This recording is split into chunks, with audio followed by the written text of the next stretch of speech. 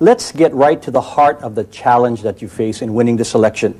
Let's start with May 22nd, 1998. A book just out by another former general recalls the day when you went to see the new President Habibi. You're familiar with the book.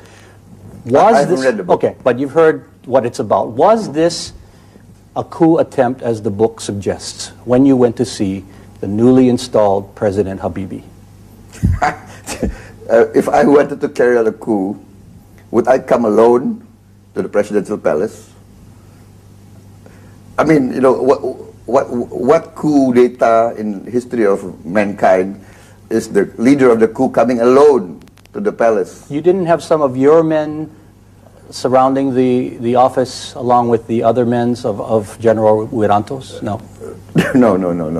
I mean, I came to the palace, I think, with two jeeps. But one is my own jeep, and one is my security detail, you know, and that's number one. Number two, I was commanding at that time 34 battalions of our Army Strategic Reserve.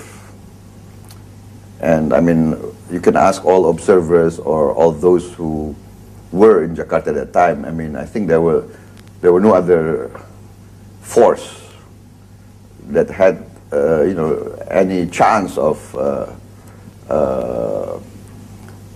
combating me had I wanted to.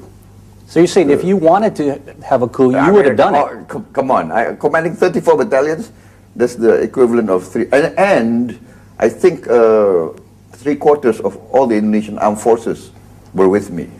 They were all my friends, commanding Air Force squadrons, commanding Marine. Okay, now at that point, you knew your military career was kind of coming to an end. You saw the signs, and you saw how President Habibi was reacting to you. So I came there because I was very close to Habibi at that time. And he always said, you know, Prabowo, if you have anything, any doubt, or you want, you know, you want to ask questions direct to me, please come to me.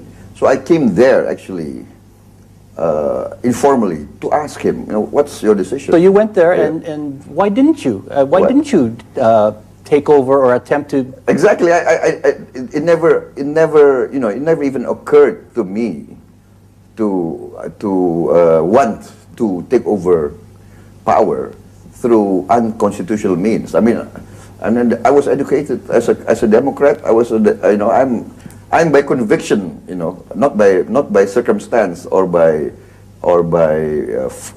forced circumstance. I do believe in democracy.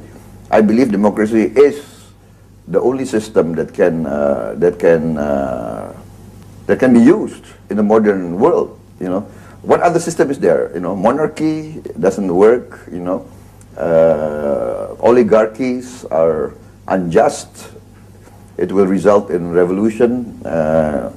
The only viable system is my conviction. So, and I swore an oath as an officer since my youngest days to uphold the Constitution. How can I? And that's what I've been teaching my soldiers.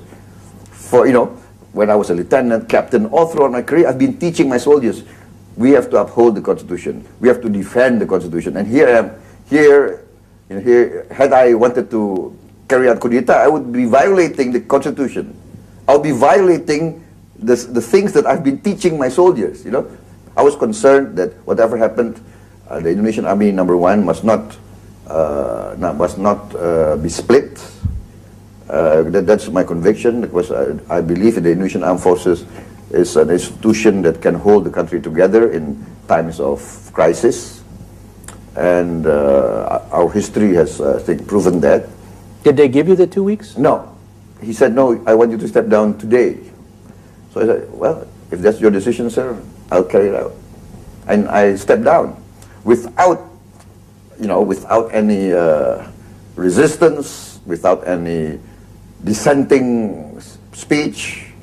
I just went back to the Army Chief. I said, okay, sir, I've talked to the President. I've verified, yes, it's his decision. He wants me to step down. Okay, I'll step down. I just want 1 hour. Give me 1 hour to clear my desk, and then...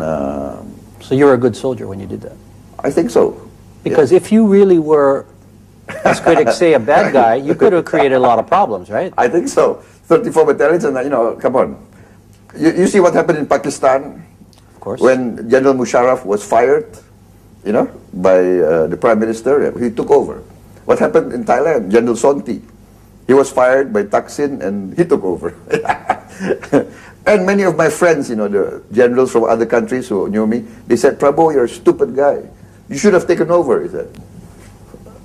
For the sake of your country and your people. Sometimes I You think about, sometimes you think about, should I have done that? Should have done that.